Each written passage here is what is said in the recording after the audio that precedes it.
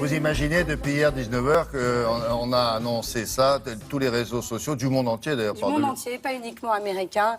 Tout le monde a réagi, chanteurs, milieu artistique, anonyme, politique. Et évidemment, le fameux site qui a révélé, qui est assez connu, qui s'appelle TMZ, la mort de Prince hier soir, tout le monde se questionnait, puisque au départ, on a l'annonce de sa mort, mais on ne sait pas exactement quelles sont les circonstances.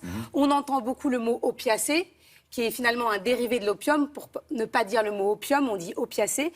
Et là, TMZ vient de publier qu'effectivement, il y a 6 jours, Prince aurait été hospitalisé pour une overdose d'opium et qu'on lui a donné un traitement pour essayer de réguler justement et oui, je vais y arriver. De réduire les effets de l'opium.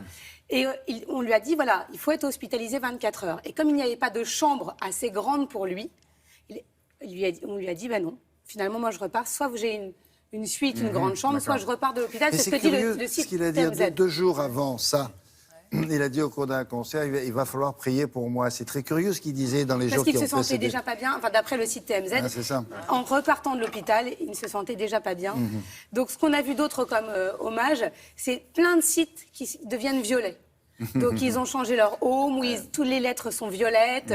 Donc ça, il y en a énormément. Ça, c'est à cause de Purple Rain. Exactement. Et alors le dessin qui a le plus circulé, vous allez le voir, c'est le Petit Prince version Prince, qui avait été publié sur Twitter la veille de sa mort par un musicien et qui a été repris partout. C'est le destin le plus retweeté. Oui, la veille de son mort. Par hasard, c'est vrai. Ça, alors. Et la photo qui est le plus retweetée, c'est celle qu'il avait postée le 11 février dernier, quand il a refait faire son passeport, la photo officielle de son passeport. Comme quoi, qui a été acceptée, comme quoi, même avec toutes les contre-indications, on n'a pas le droit de sourire, on doit... Qu'est-ce que vous voulez dire? Que c'est lui? Que c'est lui, c'est vraiment lui, et c'est la photo officielle de son passeport qui a été acceptée. Donc si vous aussi, vous êtes en train de faire refaire votre passeport, on peut quand même avoir une photo. Donc ça, c'est ses vrais cheveux et sa vraie coiffure. Voilà. Bon, quoi d'autre? On passe... Voilà, il a le temps? Elle a le temps? Ah oui, j'ai le temps, j'ai plein de choses. On ne va pas parler que de Prince. On sait jamais. Vous savez que pendant très longtemps, la Prince est sur Twitter, vous pouvez consulter encore son compte et ses réseaux sociaux. Pendant très longtemps, il était contre Internet, contre les réseaux sociaux. C'est il y a 1 an et demi, 2 ans qu'il a changé d'avis. Et il y a un artiste qui est contre. Il dit, on passe trop de temps sur Facebook, sur Instagram, à poster. Donc regardez, il a fait des bannières qui ressemblent un peu à celles qu'on peut trouver sur les paquets de cigarettes pour dénoncer l'effet des réseaux sociaux. C'est bien. Et pour nous sensibiliser, en disant voilà, c'est bien de vivre une vie réelle. Oui. Naviguer sur les réseaux sociaux, c'est extrêmement addictif. Ne commencez pas. Personne ne peut vous aider à arrêter de naviguer. Ouais, c'est bien ça. Et qui c'est qui a fait ça? C'est un artiste qui s'appelle Slavomier. C'est à quoi? Un artiste. Oui, artiste, ça j'avais compris. Slavomier. C'est l'autre mot. C'est l'autre mot. Mais c'est son nom. Slavomier, alors, S-L-A, Slavo-V-O, M-I-E-R, Slavomir. Non, dites, vous prononcez mieux que moi. Slavomir ou Slavomier? D'accord, c'est son nom. C'est ça, c'est son nom. C'est son nom d'artiste. Voilà.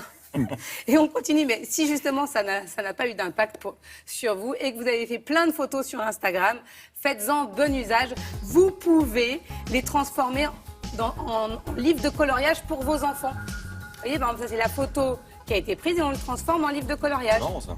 Ça s'appelle Color Book, c'est américain et ça coûte $25. Je trouve ça génial. Génial. Un peu cher, mais c'est bien. C'est un peu cher. Regardez, quand vous faites une œuvre artistique, c'est sûr, William, on ne va pas pouvoir faire de livre de coloriage avec les photos que vous publiez. Non, ça c'est sûr. Il n'y a pas grand-chose à part une page blanche. Non, mais on pourrait colorier William. Oui. Oui, ça fait ça souvent. Et une autre initiative qui va vous réconcilier. Le week-end, on pourrait vous colorier, effectivement. Moi, c'est ce que je fais déjà. Non, on s'ennuie terriblement. Vous voulez rajouter quoi? Rajouter des rides ou des trucs comme ça? Non, mais j'ai rajouté un peu la barbe. Bon, même si on vous a vu quelques jours avec une barbe il y a quelques mois. Bon. Non. On termine par une application qui va vous plaire, qui s'appelle Magnus. Et l'idée, c'est le Shazam de l'art. Plus de 8 millions d'œuvres ont été répertoriées sur cette application. C'est bien. Ouais, ça, j'étais sûre que ça vous plaît.